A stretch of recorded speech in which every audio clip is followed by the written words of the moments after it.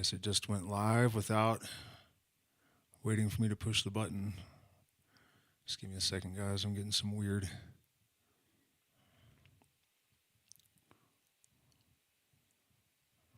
Okay, looks like we're good.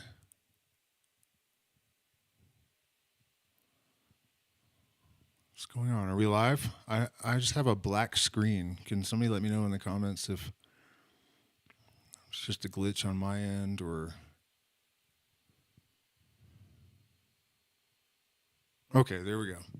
All right, we are here. Let me know in the comments if the audio is okay. I've been having a lot of problems with that lately. The great work. This is a term that is shrouded in mystery. It has different interpretations. And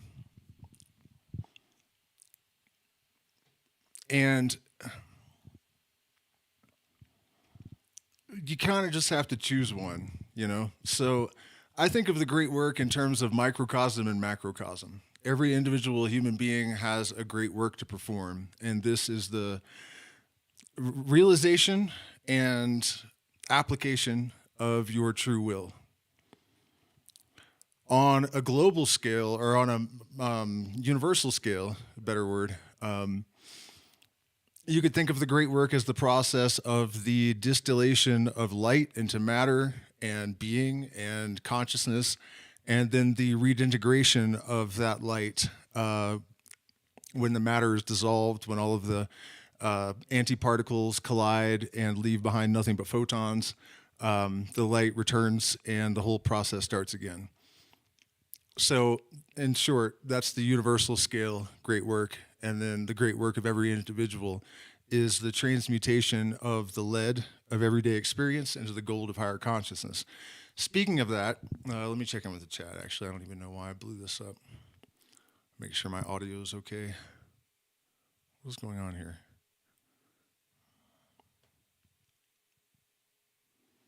I thought I escaped full screen.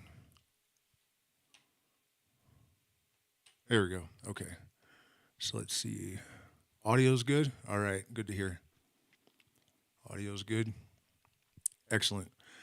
So in my case, my life's great work, I just got a bomb dropped on me the other day. And like I said, I'm not going to get into all the details, but especially if you're a deadhead, make sure you turn on your bell notifications so you get to follow this story. It really is an incredible story. It is both tragic and inspiring and pathetic and unbelievable. And I'm going to try to fix what happened, basically. And I'm going to start an internet campaign to do it. And just to give a quick summary, basically, I left Virginia at 21 years old with the intent of going to play with certain musicians. And within 3 weeks of making my presence in their hometown, I had made contact with both of them, and my guitar teacher sent a recording of me playing at a jam session. The guy came down, this legend, after hearing the recording, and I didn't go. And I knew that he came to the jam session, but the fact that it was actually arranged by Verdon, I did not know. And so there's a lot to it, and I'm like I said, I'm going to make the video, and I'm going to withhold the rest of the details until then. But this is wild. It's a wild situation, and it's had me reeling, just on so many levels. There's just so much to unpack. That's why I don't want to even start talking about it. But keep an eye out for those videos, because I'm going to need all the support I can get to try to make this lifetime actually not sort of, I don't want to say wasted, that's not true, but you know what I mean. Line up a long shot, maybe try 2 times, maybe more. So the great work, the great work is, before all things, the creation of man by himself, that is to say, the full and entire conquest of his faculties and his future. I just cannot believe this, man. This happened a few days ago, and that's the first line of this. You know, it's just, and this has been a constant presence ever since this has come to light, and actually leading up to it. People were saying things in the chat, in the stream before, I think the night that I had this realization that foreshadowed the realization, you know.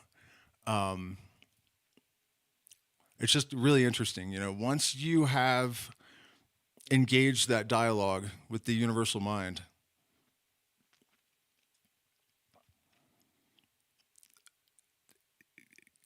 it is just a ubiquitous presence, you know. And one of the most difficult things that we have before us as initiates, and really just as humans, is to learn how to comply, how to see the instructions, how to read the signs, symbols, hints, clues, writing on the wall. Rest is up to you. Sorry, you guys. It just kind of choked me a little bit there. The great work is before all things the creation of man by himself. That is to say, the full and entire conquest of his faculties and his future. It is especially the perfect emancipation of his will, assuring him universal dominion over Azat and the domain of Magnesia. In other words, full power over the universal magical agent.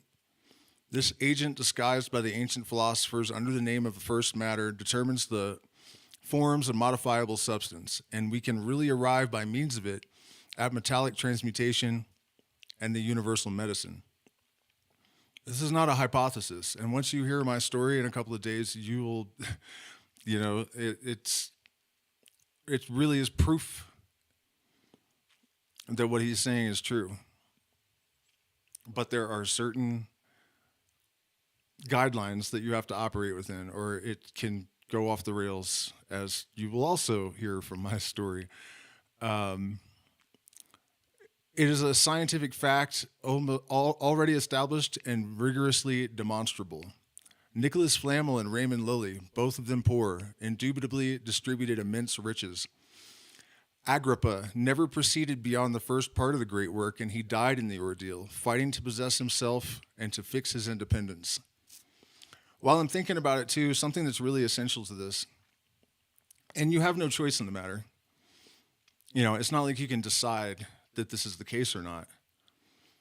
But the law of necessity applies to everything. And one of the real secrets to actually realizing your dreams and accomplishing your personal great work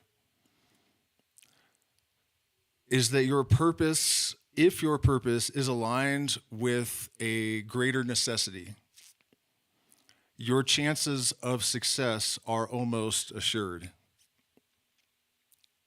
or at least being presented the opportunity for success. There is a certain need for the service I was trying to provide. And that is the primary reason that I was assisted and able to maneuver myself into so many impossible circumstances. Unfortunately, I had not dealt with my traumas and issues enough to accept this when it manifested. And that's another thing that, you know, we all have to be prepared for. If you have too much power before you have enough wisdom, it's just going to be a mess, you know. And you may be able to generate all sorts of improbable, to the edge of impossibility kind of circumstances, but you will not be able to make lasting investitures of them unless you have become a hollow tube to bring that fire down from heaven. Those dissonance patterns will react with the energy in your environment.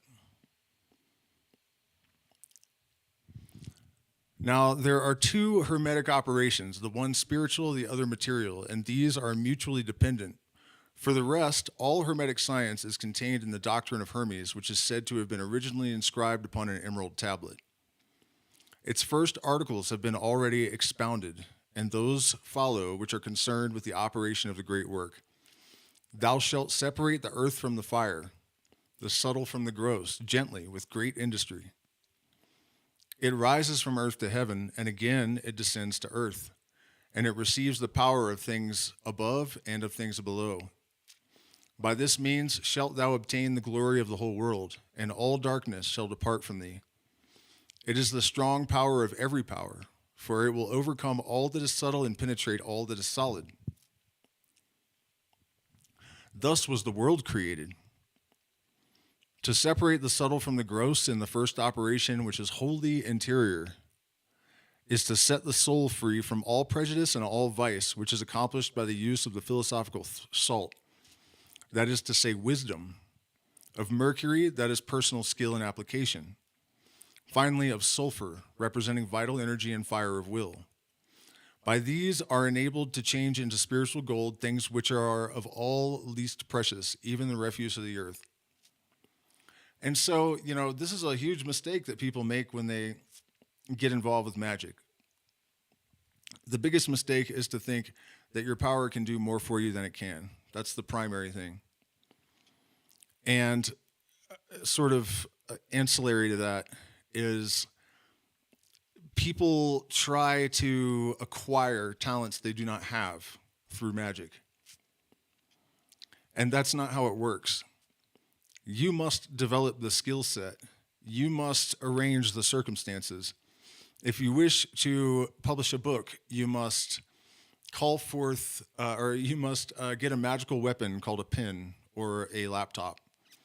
And you must use the magical weapon to write incantations, words in a language that the people that you need to communicate with can understand. Then you need to call forth printers, spirits, known as printers and publishers. This is from Crowley's Magic and Theory and Practice, by the way, loosely. But that's the thing, that your alignment with your true will and your alignment with the law of necessity. This is why the right-hand path is better than the left-hand path too, by the way. I mean, it's one reason. It's not the only reason, but it's, a good reason.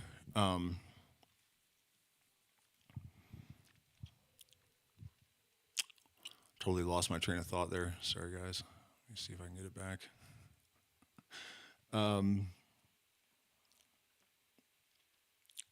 If you have done those two things, and you expand your consciousness and you study the sciences and you understand what is below, which is subatomic particles, and what is above is the macro laws, and you inculcate the ability to interpret the allegories of the book of nature and to interface with the laws in such a way that it will appear that you have transcended those laws.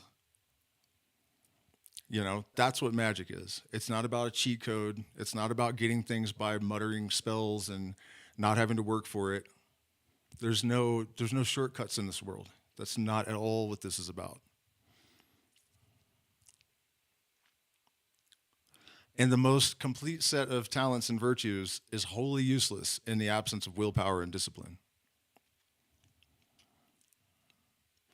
In this sense, we must interpret the parables of the choir of philosophers Bernard, Trevisan, Basil, Valentine, Mary the Egyptian, and other prophets of alchemy. But in their works, as in the great work, we must adroitly separate the subtle from the gross, the mystical from the positive, allegory from theory. If we would read them with profit and understanding, we must take them first of all as allegorical in their entirety, and then descend from allegories to realities by the way of the correspondence of analogies indicated in the one dogma. That which is above is proportional to that which is below, and reciprocally. Descending from allegories to realities, and the necessity to follow the sciences in your day and age, right, allows us to decode the allegories. For example, the light bearer, the word that rushed forth in the beginning, the oscillating wave that brought forth light. That's really what the logos is. The vibration that compelled the chaotic elements of the primordial energetic stew to arms and order, to symmetry. And we realize that the light bearer is the oscillating wave. And we realize that the demonization, the church blackening the name of Lucifer, was really an effort to conceal these empowering truths and to demonize consciousness itself.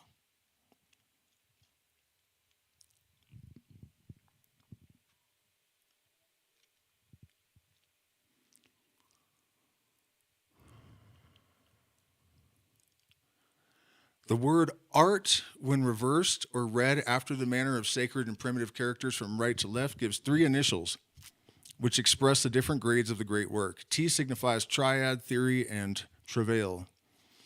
R, realization, and A, adaptation. Damn. I almost can't even do this right now, you guys. It's a little bit too poignant. It keeps stinging me. In the 12th chapter of the ritual, we shall give the process for adaptation in use among the great masters, especially that which is contained in the hermetic citadel of Henry Coonrod. In this place, we may indicate for the researches of our readers an admirable treatise attributed to Hermes Trismegistus entitled Minerva Mundi. It is found only in certain editions of Hermes and contains, beneath allegories full of profundity and poetry, the doctrine of individual self-creation, or the creative law consequent on the accordance between two forces which are termed fixed and volatile by alchemists and are necessity and liberty in the absolute order. The diversity of the forms which bound in nature is explained in this treatise by the diversity of spirits, and monstrosities by the divergence of efforts. Its reading and assimilation are indispensable for all adepts who would fathom the mysteries of nature and devote themselves seriously to the search after the great work. There's something I gotta go look back and remind myself.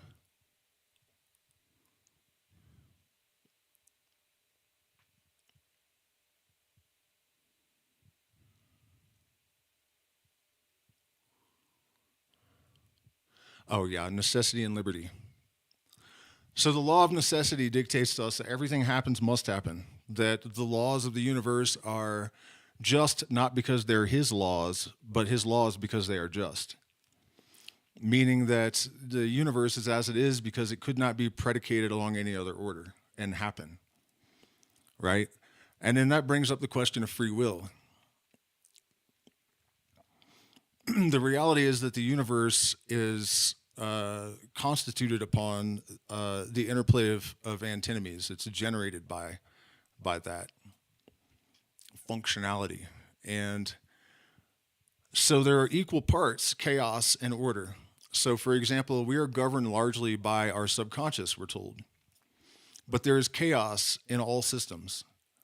And so that chaos allows for some wiggle room, right? So that's really the key to this, is understanding the parameters that we're operating within, the fixed and the volatile.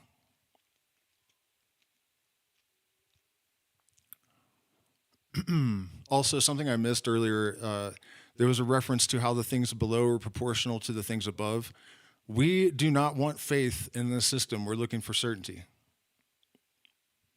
And so on the level of the subatomic, if you were to shrink down to the same size that you are relative to the Earth right now, got to get this right. Friedrich Capra, you should read the book. It's really good, from the 70s, physicist that was also a mysticist. Friedrich Capra, The Tao of Physics, I think it's called. There would be the same distance between you and the moon, or you and the nearest proton as there is now between you and the moon, and about the same distance from you to the sun, to the nearest electron. As above, so below, and beyond, I imagine. Push the envelope, watch it bend. Thank you, Maynard James Keenan. Should I check in with the chat again and see how you guys are doing? I guess I probably should. Please consider sharing these streams, you guys. They have not been getting the love that they need, and I really do think that they have. This information has value, so I really hate to see it. You know, not even for me, but I just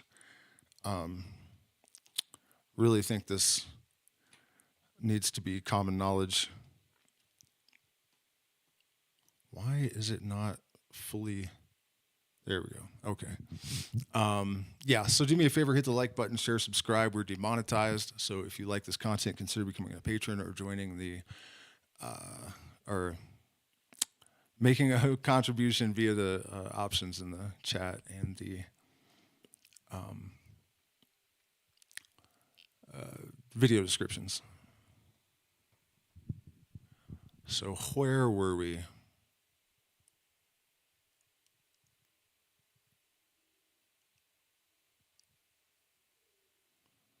Did I change the page too soon?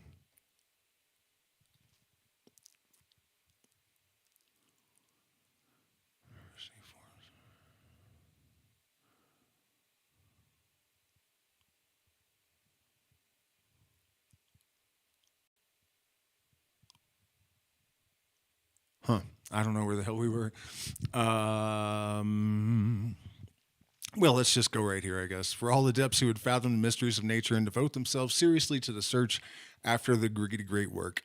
When the masters in alchemy say that a short time and little money are needed to accomplish the works of science, above all when they affirm that one vessel is alone needed, when they speak of the great and unique Athenor, which all can use, which is ready to each man's hand, which all possess without knowing it, they allude to philosophical and moral alchemy. As a fact, a strong and determined will can arrive in a short time at absolute independence. And we are all in possession of the chemical instrument, the great and sole Athenor, which answers for the separation of the subtle from the gross and the fixed from the volatile.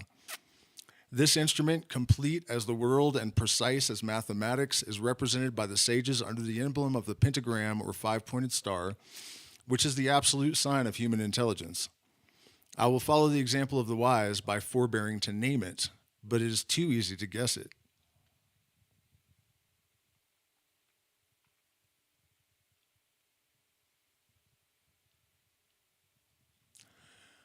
So the moral, did he say moral and philosophical alchemy or moral and emotional? Yeah, philosophical and moral alchemy. I will give an example of what is meant by that is really kind of neither. But when we speak of Congress with a demon, right, we're gonna constrain the demon to our will.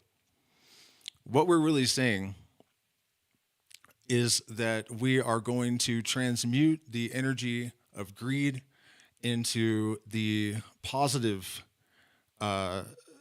anti-corollary.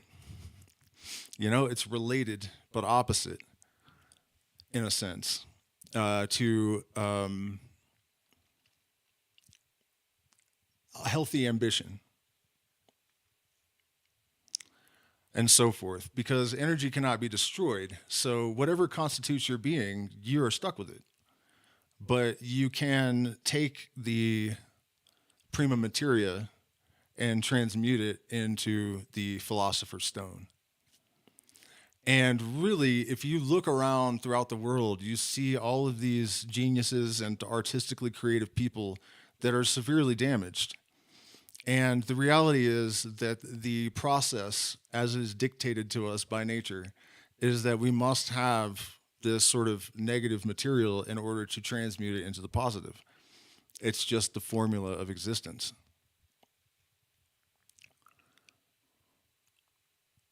So we're, in a way, kind of thankful for evil, for having the opportunity of transmuting it. As a fact, a strong and determined will can arrive in a short time at absolute independence. So that's another thing I wanted to make sure I get to. We keep hearing about that, the independence and the full realization of the individual will and the definition of self and all of this. In case you've wondered why this stuff has been demonized like this, there's your answer. The tarot figure which corresponds to this chapter was misconstrued by Court de Gabelin and Eteia, who regarded it as a blunder of the German card maker. It represents a man with his hands bound behind him, having 2 bags of silver attached to the armpits, and being suspended by 1 foot from a gibbet formed by the trunks of 2 trees, each with a root of 6 lopped branches, and by a crosspiece. thus completing the figure of the Hebrew Tau. The legs of the victim are crossed, and his head and elbows form a triangle. The triangle surmounted by a cross signifies in alchemy the end and perfection of the great work, a signification which is identical with that of the letter Tau, and last of the sacred alphabet. This hanged man is consequently the adept bound by his engagements and spiritualized. That is, having his feet turned towards heaven, it is also the antique Prometheus, expiating by everlasting torture the penalty of his glorious theft. Vulgarly, it is the traitor Judas and his punishment. Threatens betrayers of the great Arcanum. Finally, for Kabbalistic Jews, the hanged man who corresponds to their 12th doctrine, that of the promised Messiah, is a protestation against the Savior acknowledged by Christians. And they seem to say unto him still, how canst thou save others, since thou cannot save thyself?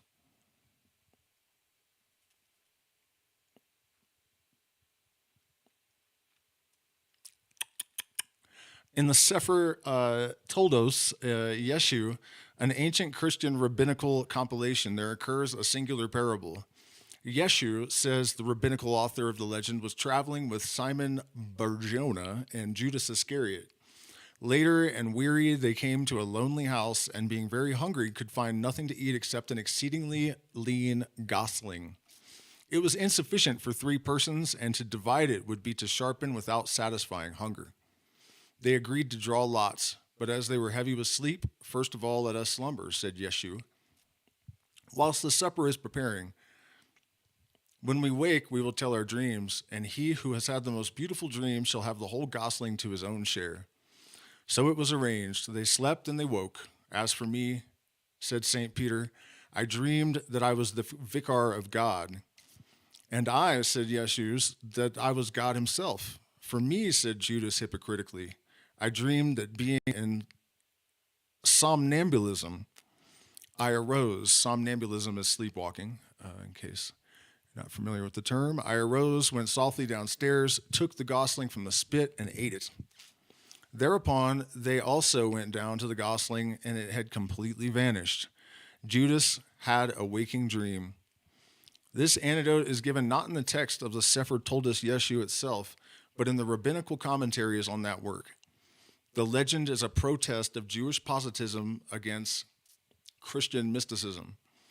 As a fact, while the faithful surrendered themselves to magnificent dreams, the proscribed Israelite, Judas, of the Christian civilization worked, sold, intrigued, became rich, possessed himself of this life's realities, so that he became in a position to advance the means of existence to the very forms of worship which had so long outlawed him. The ancient adorers of the ark remained true to the cultists of the strong box. The exchange is now their temple, and hence they govern the Christian world. The laugh is indeed with Judas, who can congratulate himself upon not having slept like St. Peter. In archaic writings preceding the captivity, the Hebrew Tau was cruciform, which further conforms our interpretation of the 12th plate of the Kabbalistic tarot. The cross, which produces 4 triangles, is also the sacred sign of the duodenary, and on this account, it was called the key of heaven by the Egyptians. So, Atiela, confused by his protracted researches for the conciliation of the analogical necessities of this symbol with his own personal opinion, in which he was influenced by the erudite court de Gabain, placed in the hand of his upright hangman, by him interpreted as prudence, a hermetic caduceus, formed by 2 serpents and a Greek Tau. Seeing that he understood the necessity for the Tau or cross on the 12th leaf of the book, or of Thoth, he should have seen the multiple and magnificent meaning of the hermetic hangman, the Prometheus of science, the living man who make contact with earth by his thought alone, whose firm ground is heaven, the free and immolated adept, the revealer menaced with death, the conjuration of Judas against Christ, which seems to be an involuntary admission of the secret divinity of the crucified.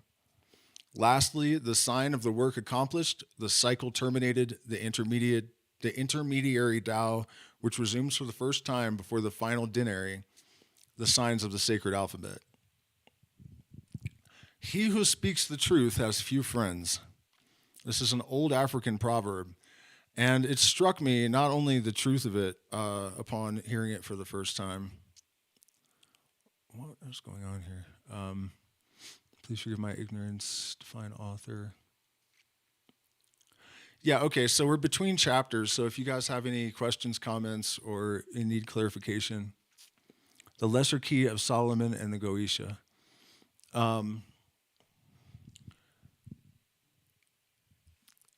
Solomon likely did not exist. King David more than likely did. And I don't know that it's really relevant exactly. Aleister Crowley actually said that the demons of the Goetia do not exist in the same way that, well, Robert Anton Wilson stole it and changed it a little bit too, in the same way the IRS exists. I can't remember how Crowley put it. But he also said that they are really just unmapped portions of the human mind. And so I really personally think of all of these processes as sort of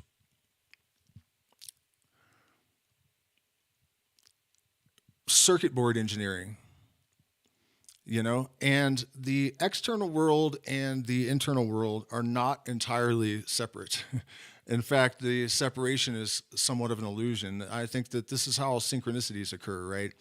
The subconscious is connected more to the body and the physical world. And so when you bring the two aspects of your mind, the conscious and subconscious, into a greater degree of homeostasis, you're increasing symmetry. And so that symmetry is expressed in the external world through synchronicity. And Goetia is something similar, where you are given access to, you know, pop the hood and exert influence upon the wiring. One of the problems with the genie escaping the bottle or the lab or however that phrase goes is that I think people have a little bit too much access and not enough wisdom. Luckily, that generally results in people just not being able to get anything out of it at all, rather than actually being able to cause problems. That was not the case in my world. I had access to all of this kind of energy before I had the wisdom to navigate it, really. But yeah, I mean, that's the best answer I can give, is that it's not something I work with due to an oath, and I don't really see the necessity of it. The only tool you need is your consciousness. You know, so also it depends on what your objectives are, right? The only operation that is lawful is the attainment of the knowledge and conversation of the holy guardian angel. Any other operation tends to become black magic. So unless all of your workings of any kind for any purpose are intended solely to elucidate unto yourself your true nature and to clarify your essence and being and to formulate actionable knowledge of your true will, or to deploy those forces in the real world, it's all just black magic. That doesn't mean that the only ritual you can ever do is designed to connect you with your higher self. It means that once that is accomplished, anything else that you do is for that purpose. Otherwise, it is breaking your magical oath at best, you know. So that's all I have to say about that. Let me check in with the chat one more time and see. Began reading the Book of Thoth. It's a great book.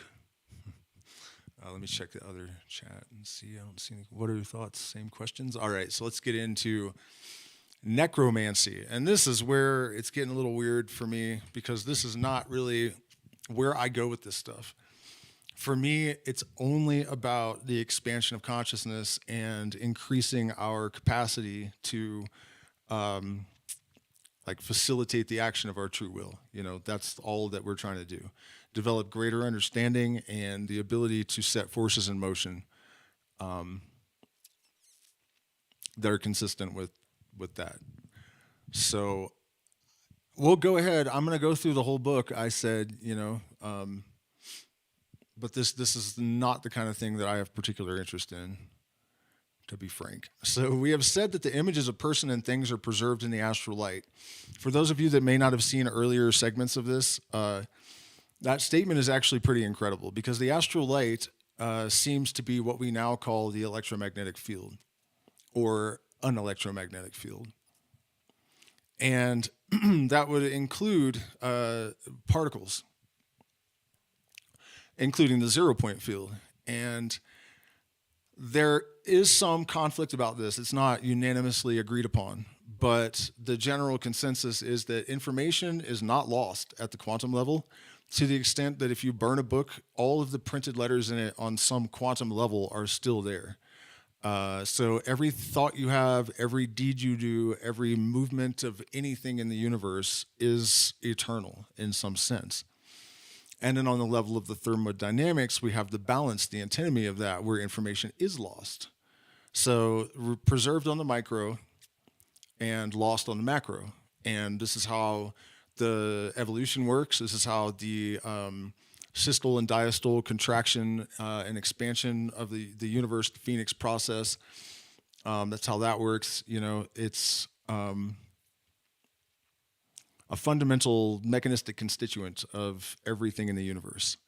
But I think it's really important to note, when it really seems like these ancient Hermetic thinkers had a clear understanding of things that they could not possibly have detected in the laboratory or with equations. Therein also can be evoked the forms of those who are in our world no longer. And by this means are accomplished these mysteries of necromancy, which are so contested and at the same time so real. The Kabbalists who have discovered concerning the world of spirits have simply described what they have seen in their evocations. Eliphas Levi Zahed, who writes this book, has evoked and he has seen. Let us state in the first place what the masters have written of their visions or their intuitions, in that which they term the light of glory. We read in the Hebrew book concerning the revolution of souls that there are 3 classes of souls: the daughters of Adam, the daughters of angels, and the daughters of sin. According to the same book, there are also 3 kinds of spirits: captive spirits, wandering spirits, and free spirits. Souls are sent forth in couples, and at the same time, certain souls of men are born widowed, and their spouses are held captive by Lilith or Nehema, the queens of the Sturges. They are souls condemned to expiate the temerity of a celibate's vow. Hence, when a man renounces the love of woman from his infancy, he makes the bride who was destined for him a slave to the demons of debauch. Souls grow and multiply in heaven as bodies do upon earth. Holy shit, man. You'll see why I had that response in a second. Immaculate souls are the daughter of the kisses of angels.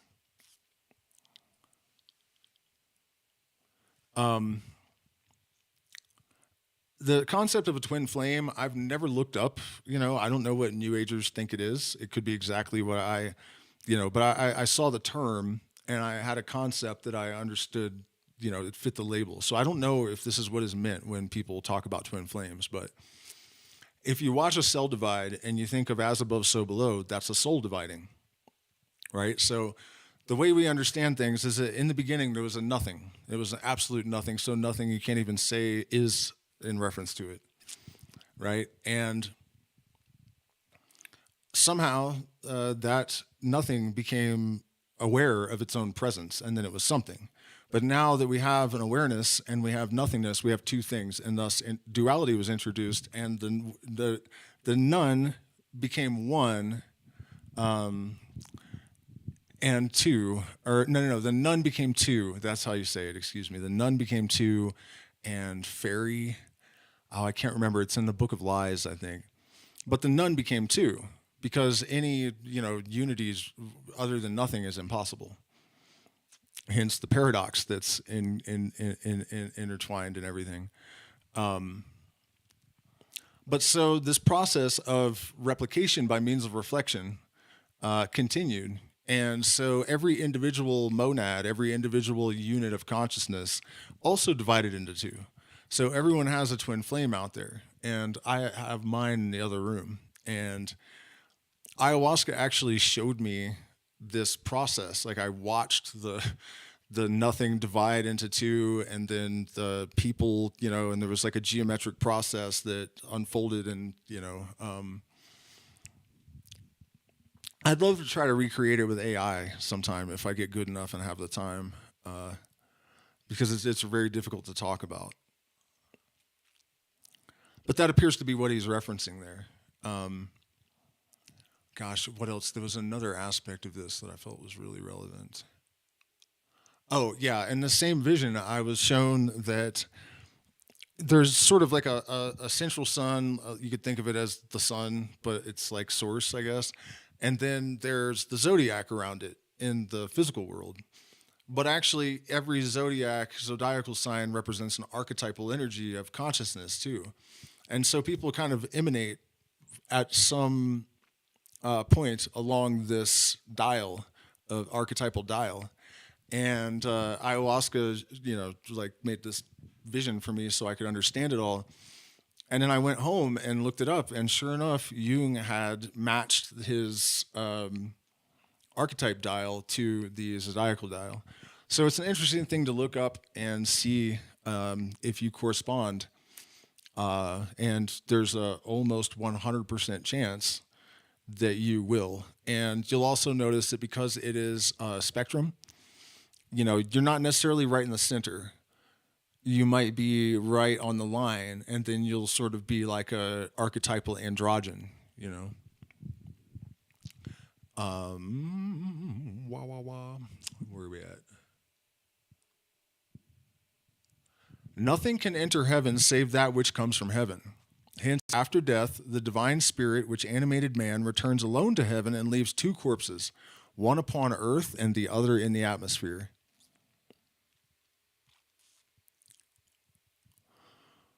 One terrestrial and elementary, the other aerial and sidereal, one already inert, the other still animated by the universal movement of the soul of the world, yet destined to die slowly, absorbed by the astral forces which produced it. The terrestrial body is visible. The other is unseen by the eyes of earthly and living bodies, nor can it be beheld except by the application of the astral light to the translucid, which conveys its impression to the nervous system and thus influences the organ of sight so as to make it perceive the forms which are preserved and the words which are written in the book of vital light. When a man has lived well, the astral body evaporates like a pure incense ascending towards the upper regions. But should he have lived in sin, his astral body, which holds him prisoner, still seeks the objects of its passions and wishes to return to life. What is the word for this?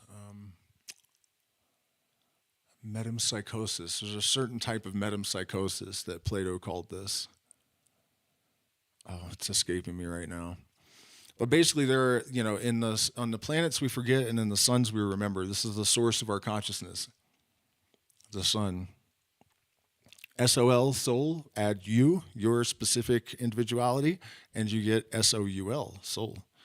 And so the idea is that you make it to Earth, but you do not liberate yourself sufficiently, and you either end up back in the sun or on Mars or, in Neptune or whatever. And you may say to yourself, well, these other places don't host life. And I once had a vision on ayahuasca. I had numerous strangers describe this being that would hover behind me when I played guitar sometimes, but they all described it the same way and none of them knew each other, right? So I see this thing and suddenly in front of me, and ayahuasca says, would you like to know what this is? And she explained to me that it was a being that is more like a gaseous spirit, that it's almost not corporeal, but it is kind of a living thing, and that they are from Sirius B, and explain the function and whatnot.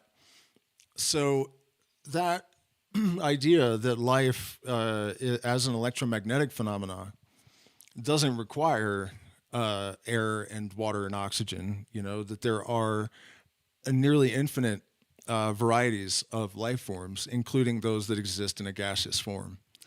And interestingly, I was told a bunch of astronomical data that was published 5 days after the ceremony for the first time that was correct. I know nothing about astrophysics. And it's as if the universal mind did that so that I would realize that I was being told the truth. I've told that story many times in videos, so if you're interested, you can. I think ayahuasca and the Star Tribes, I told that story in detail.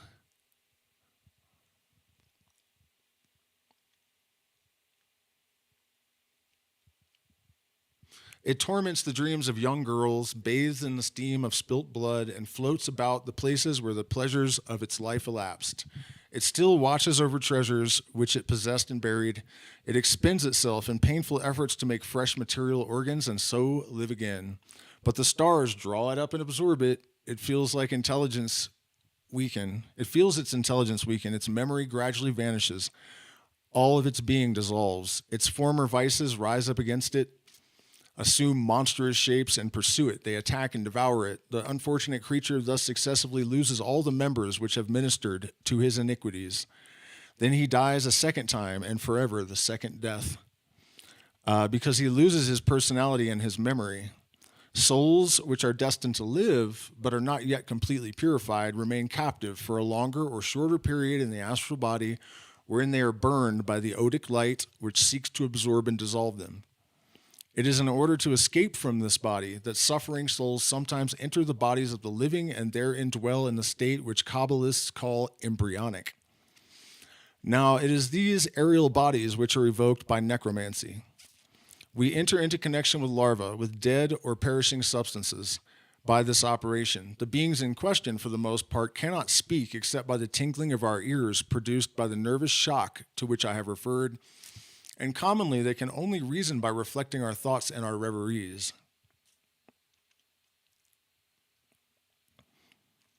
To behold these strange forms, we must put ourselves in abnormal condition, akin to sleep or death, trance.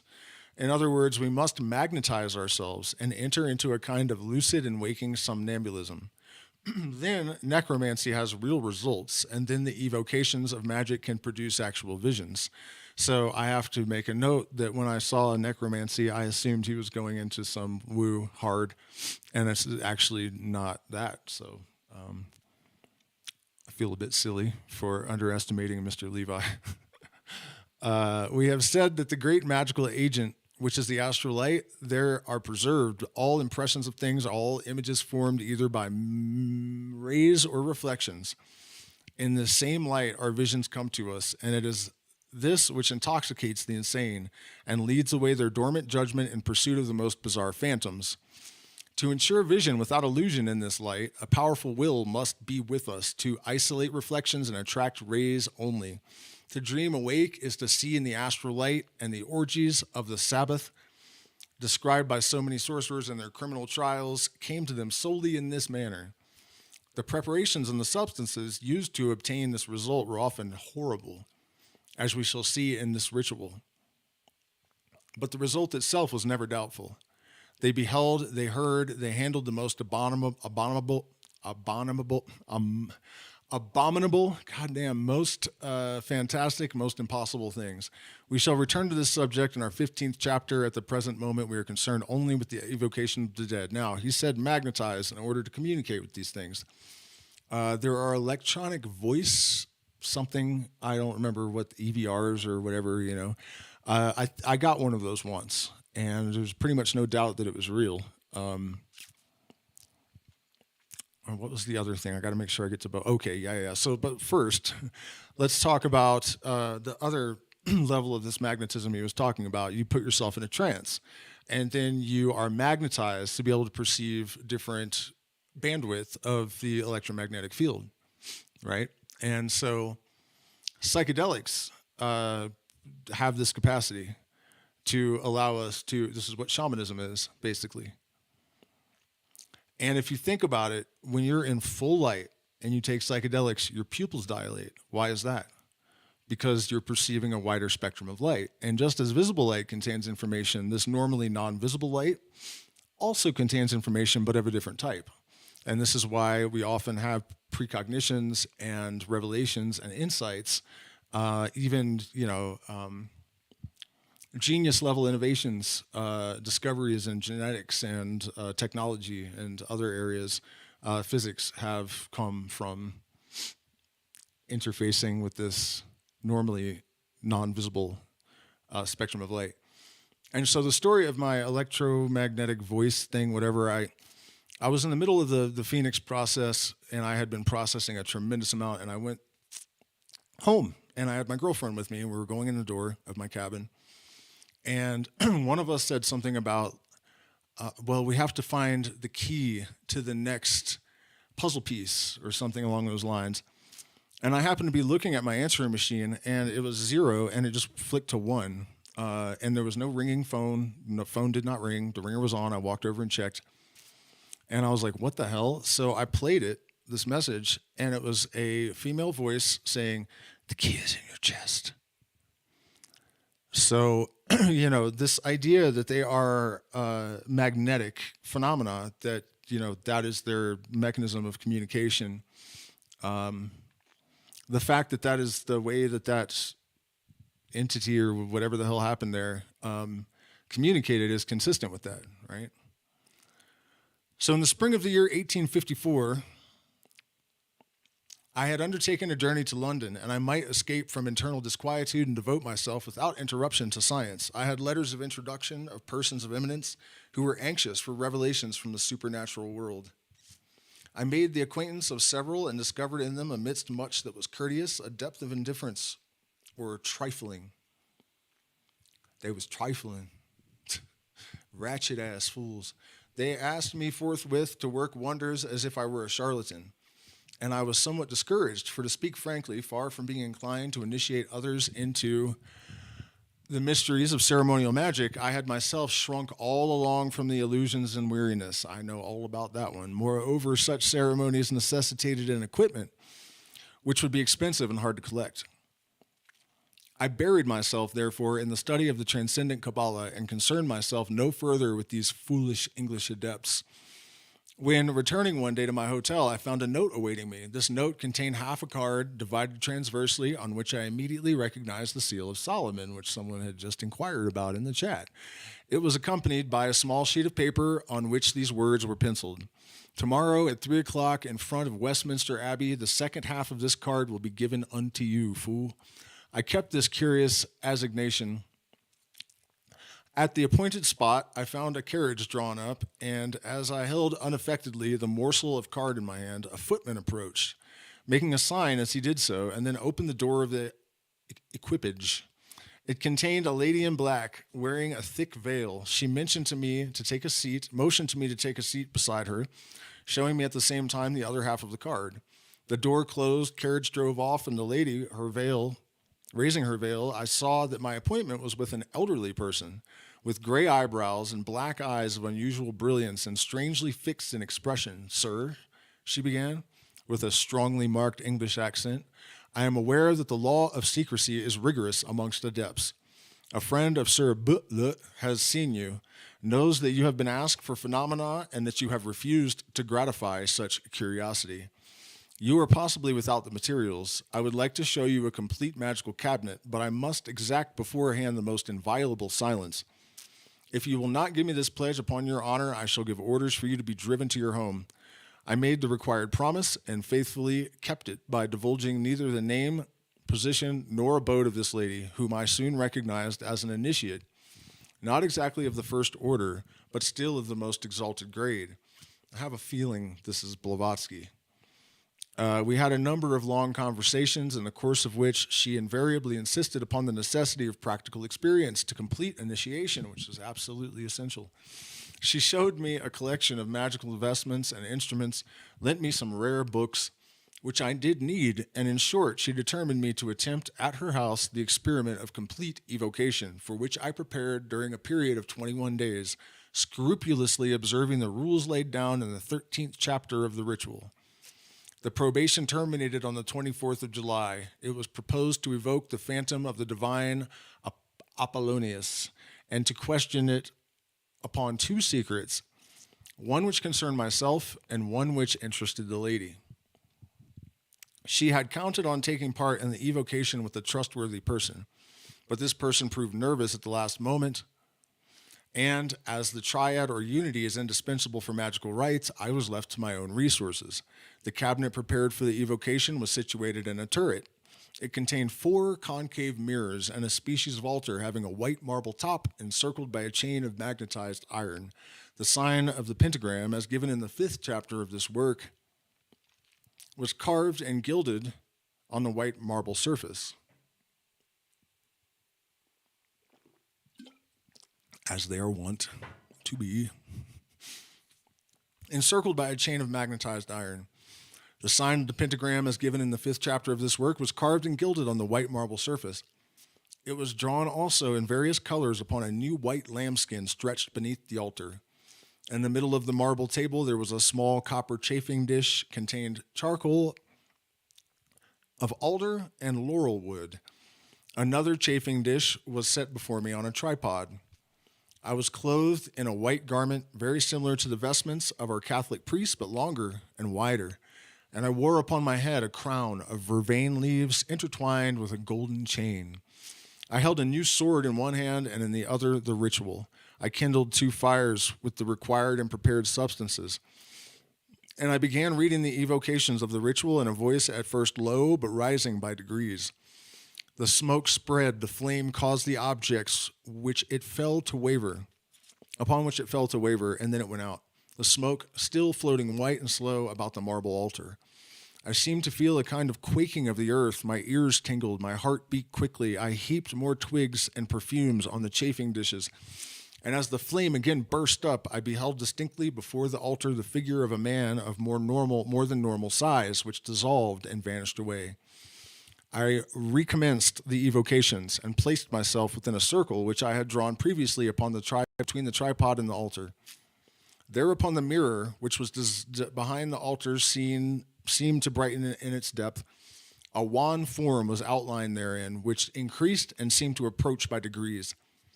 3 times, and with closed eyes, I invoked Apollonius. When I again looked forth, there was a man in front of me, wrapped from head to foot in a species of shroud, which seemed more gray than white. He was lean, melancholy, and beardless, and did not altogether correspond to my preconceived notion of Apollonius. I experienced an abnormally cold sensation, and when I endeavored to question the phantom, I could not articulate a syllable. I therefore placed my hand upon the sign of the pentagram and pointed the sword at the figure, commanding it mentally to obey and not alarm me in virtue of the said sign. The form thereupon became vague and suddenly disappeared. I directed it to return and presently felt, as it were, a breath close by me. Something touched my hand, which was holding the sword, and the arm became immediately benumbed as far as the elbow. I divined that the sword displeased the spirit, and I therefore placed it downwards, close by me within the circle.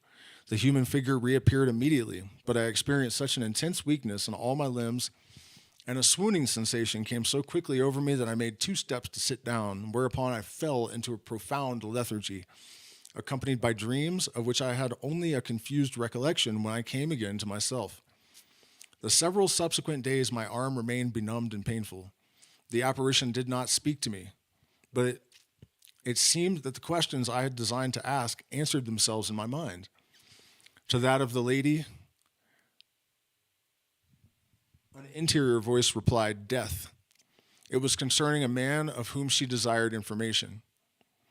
As for myself, I sought to know whether reconciliation and forgiveness were possible between 2 persons who occupied my thoughts, and the same inexorable echo within me also answered, "Dead." I am stating facts as they occurred, but I would impose faith on no one. The consequence of this experience on myself was something inexplicable. I was no longer the same man. Something of another world had passed into me. I was no longer either sad or cheerful, but I felt a singular attraction towards death, unaccompanied, however, by any suicidal tendency. I analyzed my experience carefully, and notwithstanding a lively nervous repugnance, I twice repeated the same experiment, allowing some days to elapse between each. There was not, however, sufficient difference between the phenomena to warrant me in protracting a narrative which is perhaps already too long. But the net result of these two additional evocations was for me the revelation of two Kabbalistic secrets which might change in a short space of time the foundations and laws of society at large, if they came to be known generally. This is what we're after. Am I to conclude from all this that I really invoked, saw, and touched the great Apollonius of Tyana? I am not so hallucinated as to affirm or so unserious as to believe it. The effect of the probations, the perfumes, the mirrors, the pantacles is an actual drunkenness of the imagination which must act powerfully upon a person otherwise nervous and impressionable. Pay attention to that last bit. These guys, Crowley, this guy, they hint at this stuff, and people just are determined to live in a comic book and a fantasy, and they just overlook what is being explicitly explained, and it's profoundly important to understand. Not unreal, but not objectively real either. That's a tough cookie for a lot of people. Let's see, where am I?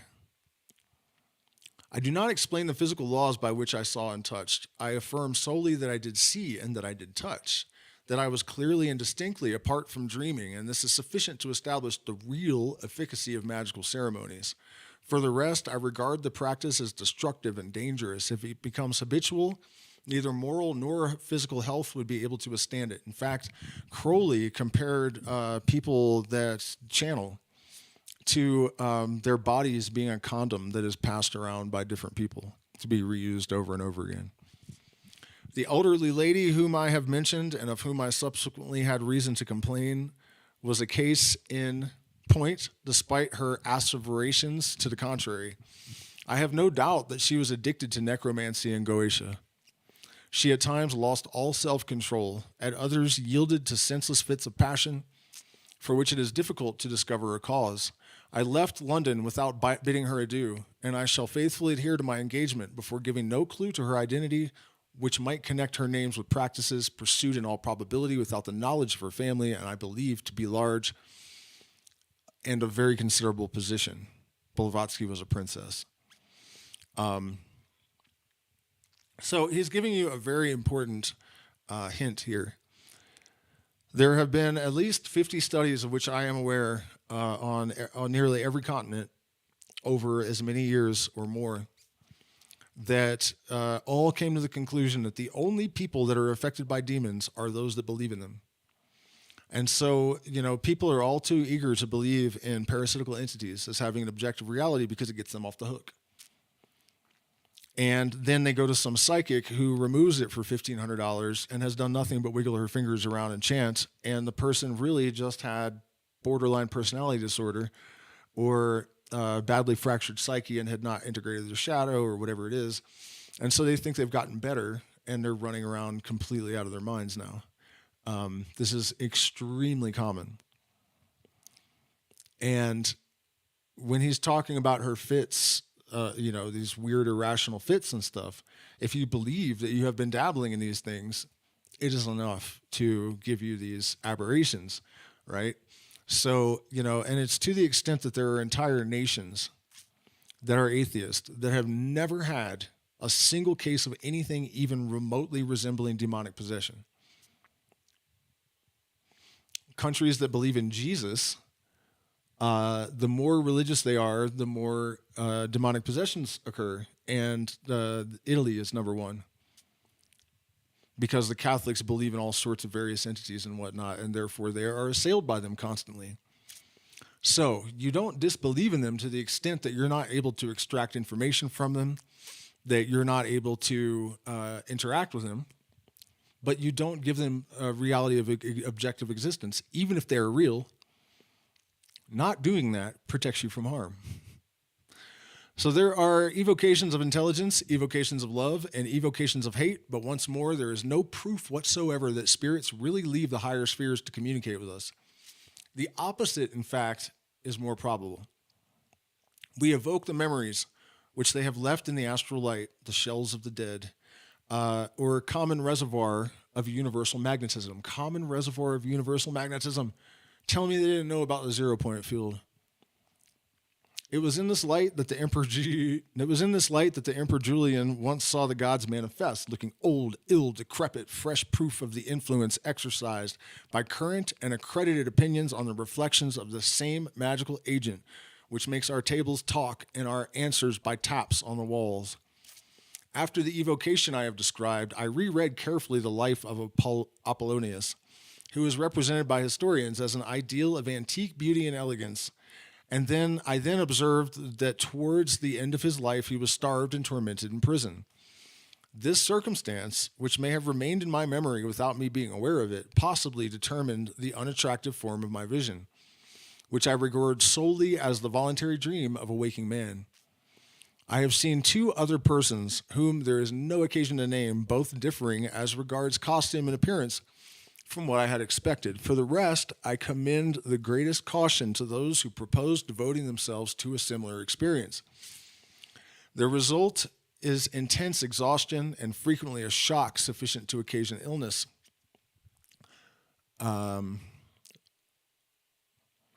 must conclude this chapter without mentioning the curious opinions of, I must not conclude, of certain Kabbalists who distinguish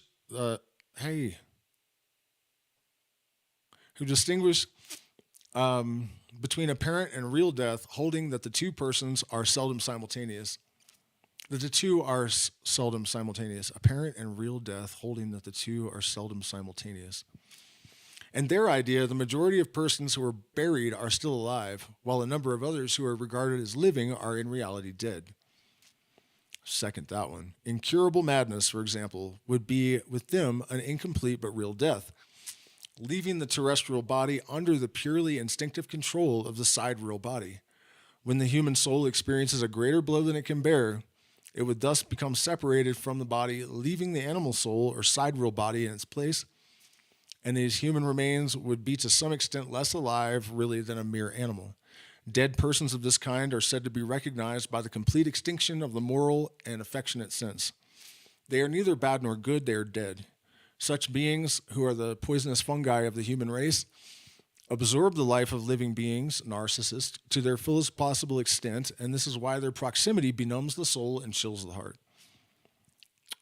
If such corpse-like creatures really existed, they would realize all that was recounted in former times about broccolocks and vampires. Now, are there not certain persons in whose presence one feels less intelligent, less good, sometimes even less honest? Are there not some whose vicinity extinguishes all faith and all enthusiasm, who draw you by their weakness, who govern you by your evil propensities and make you die slowly to morality, to a torment like that of Mezentius? These are dead people whom we mistake for living beings. These are vampires whom we regard as friends. Or even a parent.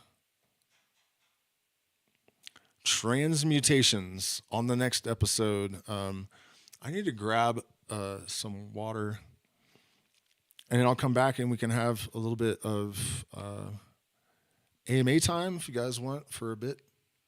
And I am doing a music stream tomorrow, and these are getting increasingly important. So I have to put some energy into preparing tonight. But I will. Has it really only been an hour? Well, maybe we can go quite a bit longer than that. Let me see what's up in the chat. Do we have an audience? We do. There are actually other levels of reality I've experienced them firsthand, but there are also innumerable bullshitters in this world. Differentiating between them is a lot of work. It's not eventually. It's not. At a certain point, you just will glance at them and know instantly.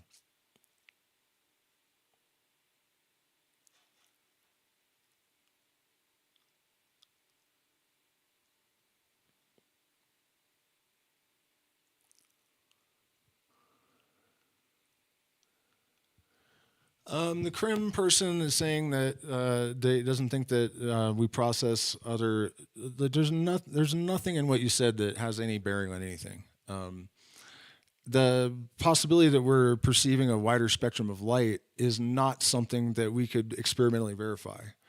But this is one of the problems with the scientific paradigm. people come so dependent upon, exclusion of any information that requires reading between the lines or circumstantial or anecdotal evidence, no matter how much of it aggregates, that really results in stupidity. When you're not able to deduce from circumstances and inferences things that are really, really obvious because you don't have a photographic plate that has a record of it. You know what I mean? This is one of the biggest problems with humanity. And that's why I don't say it's an absolute certainty that that's what's happening. But, for example, the fact that these webs of color that we see are constituted exactly the same way for every single person. When they are recreated by graphic artists and stuff, they're the same for everyone. So that very strongly implies that when our pupils dilate, we are seeing, things that are luminous, which is something light does, that everyone perceives the same way, just like if we went to Egypt and we looked at a pyramid. You know what I mean? Like sometimes the circumstantial evidence is overwhelming enough that it is almost equivalent to fact. So I'm not sure that your logic really does anything but kind of sound like trolling. Why is the pentagram in the LBRE envisioned to be blue? There is a lot to that. One of the bits that I can offer is that the light of Lucifer is said to be blue.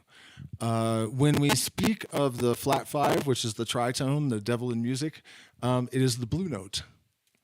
Oh gosh, there's a bunch more of these. Lucifer also is related to the Roman phosphor, right? Psilocybin is 4 phosphoryloxy dimethyltryptamine. Phosphor, it bruises blue on contact with air. There's the Prince of Air. What color is the sky in the day when the light is being born by the, what do you call that? The ozone, These be great secrets. But yeah, the answer to that question is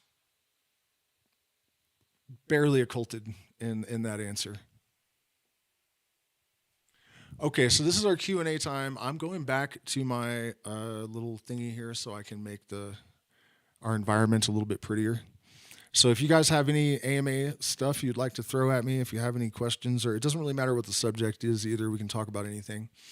I have a bit of time left for that, and let me just fix this so it's a little bit more cozy in here. By the way, we are still having events in the Sacred Valley and in the jungle over the summer, and so if you're interested in those, you can shoot me an email, and we can set up a interview to make sure that you fit. I'm also offering consultations, so if you're interested in learning about this stuff directly, you can also shoot me an email about that. I teach guitar lessons. By the way, we're demonetized, so we get no support from YouTube. So we do appreciate if you guys support us, because otherwise I spend an awful lot of hours,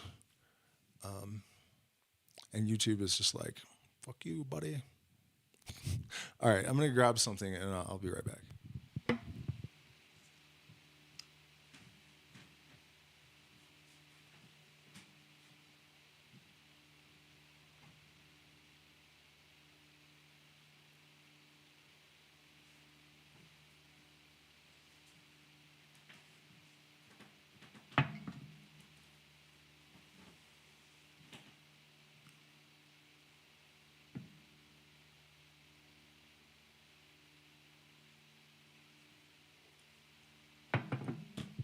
And that comment earlier about the light and the retinal cells and whatnot, I seriously doubt anyone has chopped open anybody's eyeball and used laser infrared, whatever that whatever whatever it is you would use to monitor the behavior of retinal cells when people are on site. You know what I mean? Like, I don't know what you were saying anyways, but maybe if you object to the word light, you could say different bandwidth of radiation, if that makes you happier. But basically, visible information. Yeah. Anyways, all consciousness is sourced in light, and there is an increasing body of evidence to support that fact. The theory that gold or some superconductor in the brain was necessary for the brain to be able to process as much information as it does so rapidly. For example,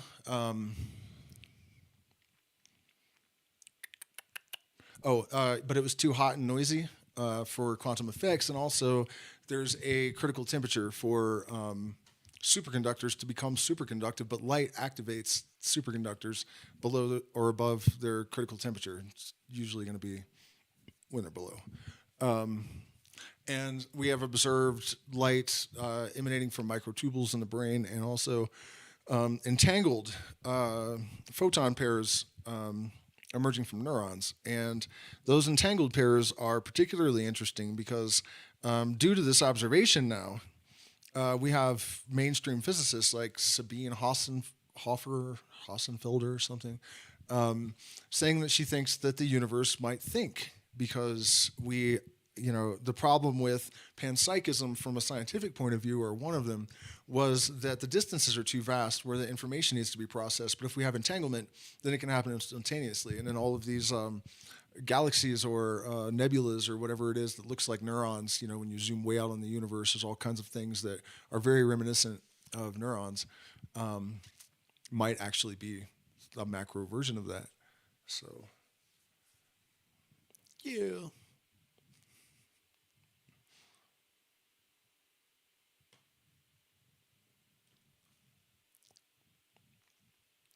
Yeah, that's one of the biggest issues with the scientific paradigm. I wasn't really trying to pick on that guy so much, it's just that it reminded me of that, That I'll give you guys a great example, right? Like right now we have evidence that,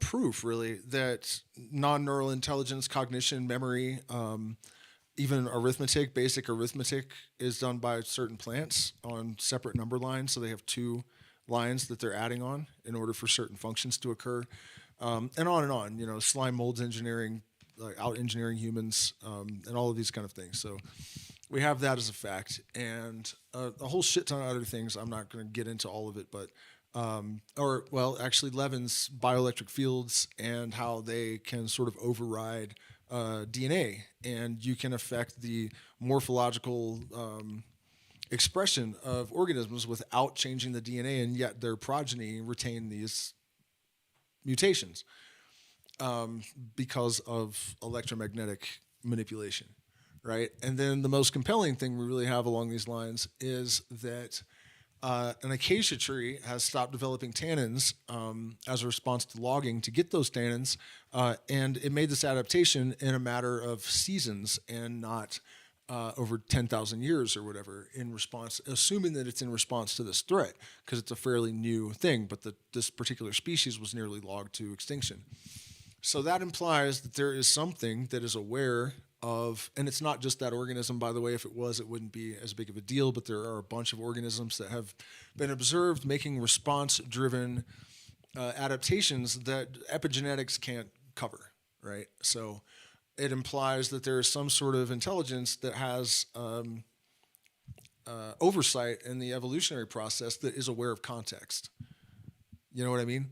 And so if you take all of this stuff together, also an anesthesiologist discovering that ketamine and nitrous oxide turn off consciousness at the level of the electron, and that it reverses the spin. And so this gives more weight to the quantum theory of consciousness.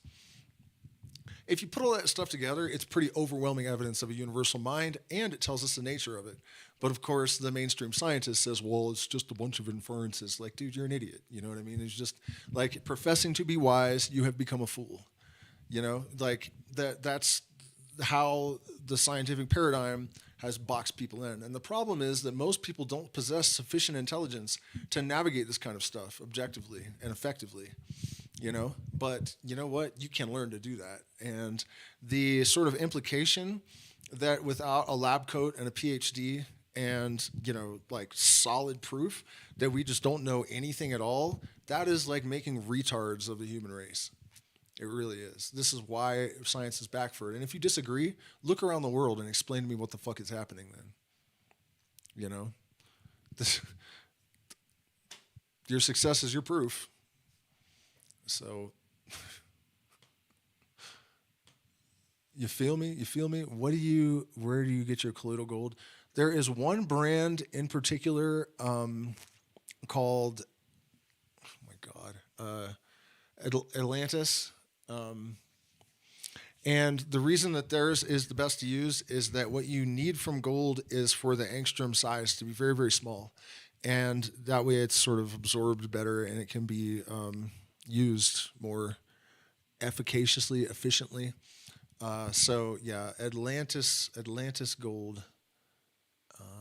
But I didn't want to say that because they've been ignoring me when I call them up for a link, you know? I've been meaning to make a video about like what to feed your brain in order to really enhance cognition and mood and gratitude. I'll say it's music and more. Yo, yo, yo. I don't do peyote ceremonies, but I do San Pedro ceremonies. Okay, I don't see any more questions there. So what was I on about? I was going to do a video about brain health, basically, and maximizing your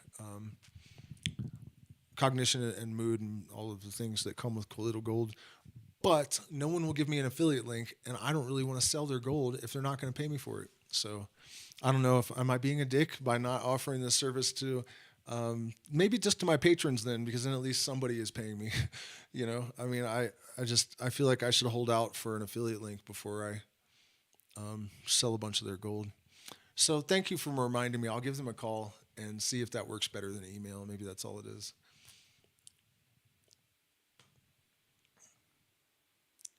Consciousness. Okay, so I'm not seeing a bunch of questions pour in, so I guess I'm going to get to practicing, guys. Thank you so much for spending this time with me. Please hit the like button, share, subscribe. Become a patron if you're not a patron, because I cannot do this for free all the time. We have to justify it somehow. So thank you so much, and share the videos. These are, you know, really important. The great work, you know, forget about me. The Eliphas Levi, get it out there, you know. And they're not getting the views that I was hoping. So I would really appreciate if you'd share them. So would the rest of the world, because they need to know this shit. It's been hidden from them deliberately in order to make them weak and stupid, and it has worked way too well. So thank you so much, and good night.